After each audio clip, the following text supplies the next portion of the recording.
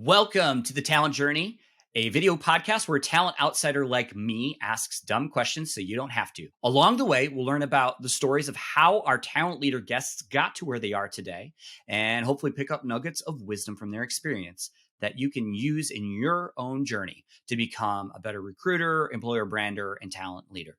I'm your host, Justin Vaco, and today I'm talking with Briana Lebel. Briana is a global talent brand manager at Activision Blizzard and King. Blizzard, by the way, is one of my favorite companies because they make my favorite game. We'll talk about that in a second. She believes that one of the most powerful ways to attract great talent is through employee voices. She led the launch of a new employee advocacy program that focuses on elevating an individual's personal brand. And when she's not out there helping others tell their stories, she's trying to keep up with the internet fame of her two dwarf goats, Tito and Otis. Briana, welcome to the show. Hi, thank you so much for having me. So can you explain to me what you do like I'm a young child? All right, I think I can do this in one sentence. So I help employees tell stories about their jobs and why that makes us a really cool place to work. That's a good one. I like that one. That's a legit answer to young child. I have some folks answer that and they still use jargon. So I appreciate that elegant answer.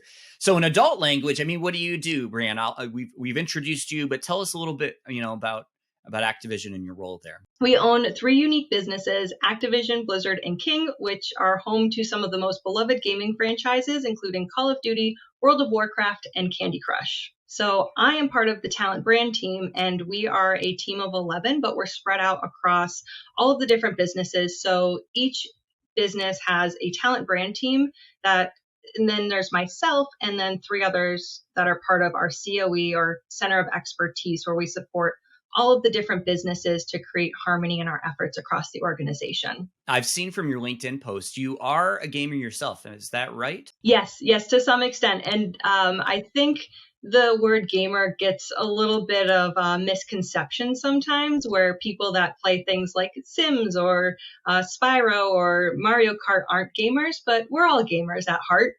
So yes, I do enjoy quite a few of our different games and games outside of our space. So tell me a little bit about your day-to-day, just so folks understand. You said earlier you support the recruiting teams, kind of a centralized area of excellence. Tell me a little bit what that means. Yeah, so in my role, I'm handling a lot of our employee advocacy. I'm handling our alumni network, which we're just about to launch. I'm supporting a lot of our internal facing initiatives. So really helping with that employee engagement and retention piece. My counterparts are doing some of our other areas of talent brand, which would be social media and external facing marketing campaigns. I'm working with job boards and that sort of thing. So I'm lucky enough to have this really unique and special focus on employee advocacy and some of our internal efforts. So what's your zone of genius, Briana? Something that you're naturally good at, maybe training has enhanced, but something that's gotten you where you are today because of your zone of genius. Yeah.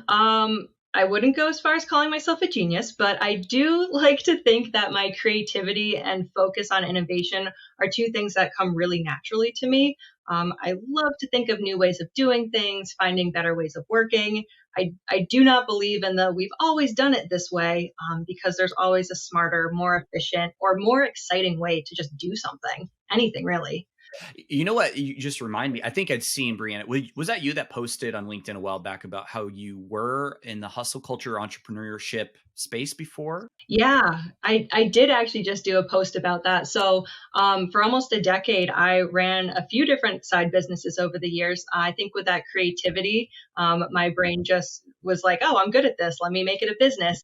I ran photo booths for quite a while. I've done other like wedding side hustle type things, and it was relatively successful, at least to the extent I wanted it to be. I always worked a full-time job in addition to that. And I got married in the last year. So doing all of that for my wedding and working and trying to run a business it was too much. I burnt myself out. And when I started this job, I finally felt like I was in a place in my career where like, this is where I want to keep going. So I kind of put all of my eggs into this basket right now and really focusing on it. And it's been very nice for my mental health. Yeah. Well, it sounds like, you are in a role where you're able to flex your entrepreneurial muscles, Now, I can't say most corporate roles are not that way, right? I mean, would you say that's true though? This is a place where you're able to, you said, use that innovative spirit? Yeah, absolutely. So as I had kind of mentioned, I do a lot with employee advocacy. So we recently launched this new brand champion program where rather than those traditional employee advocacy programs where companies produce content and then share it out to employees, we actually developed something that was designed to help employees build their personal brands, become thought leaders in their space, do what I'm doing on LinkedIn and what so many others are in our organization. We were able to kind of freely think of this more effective way of employee advocacy, one that wasn't forced and where employees are actually going to feel empowered to speak freely and authentically about their experiences. For our listeners, those who are interested in this, we have listeners in the talent space. Most of us are in the talent space. Can you unpack that a little more? Where did that come from, and how have you gotten to do that? Is it special software? Is it a process? Are you able to tell us about that?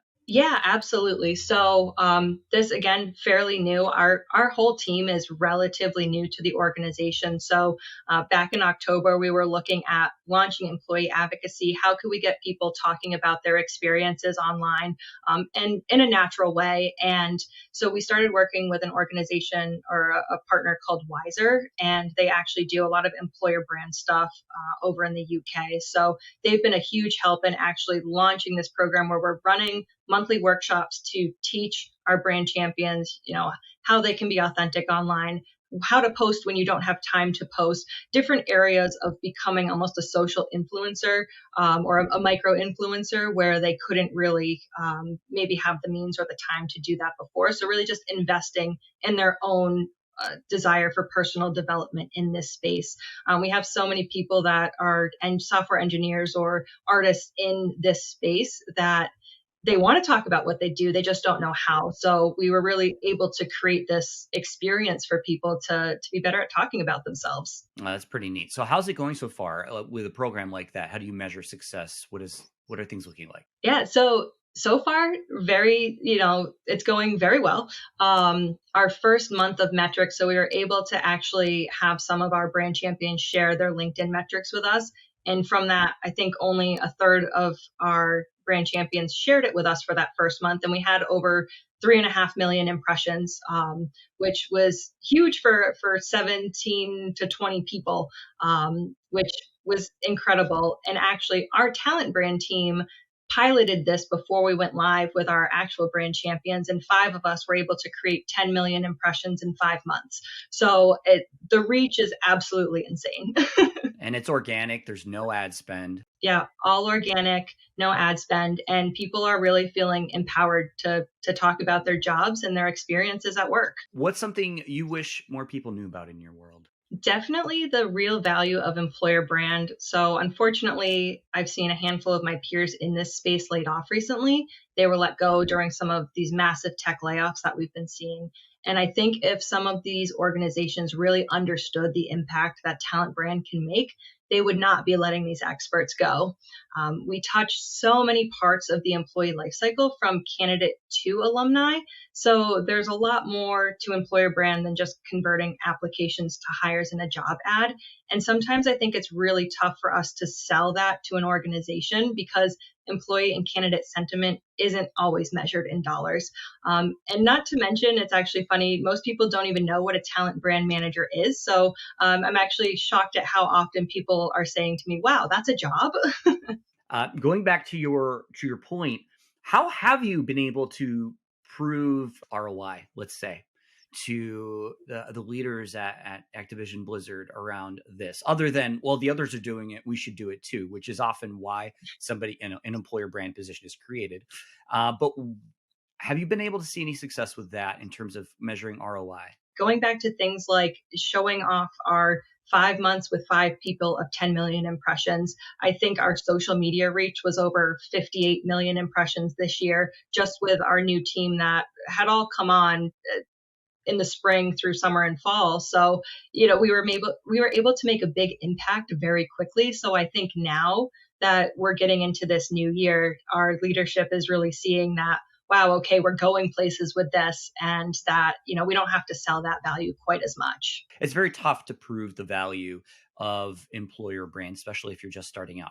Kudos to you guys for getting those results. That's incredible. What's something you're learning about or curious about right now? So since our team is relatively new, we're looking at, again, that best way to report our results with our different stakeholders. So looking at that ROI, I've kind of gone into this like deep dive of using Excel in a new way. So there's actually the ability to create these like really nicely designed dashboards right inside Excel. So you can use pivot tables and build them out into like all of these nicely designed charts, which is very similar to PowerPoint.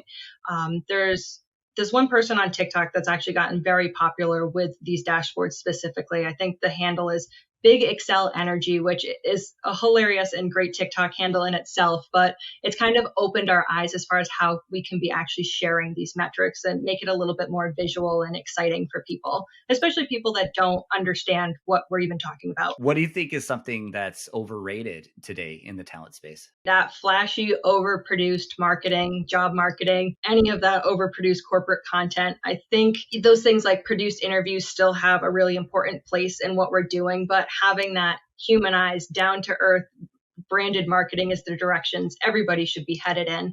I think it's time to retire the job ads that aren't showing real employees or are overproduced and fake looking. They don't want those like back to back, arms crossed, smiling ear to ear job flyers anymore. Those need to go away. We're relying on those like superficial elements that create some disconnect between the company's image and the reality of the experience that you have here. What's something underrated in the talent space? I have two examples here. So first thing that's underrated is absolutely employee advocacy, and the second being an alumni network. As it relates to employee advocacy, employees have those authentic real life examples. I sound like I'm beating a dead horse with this, but they want those real examples of what it's like to work at a company.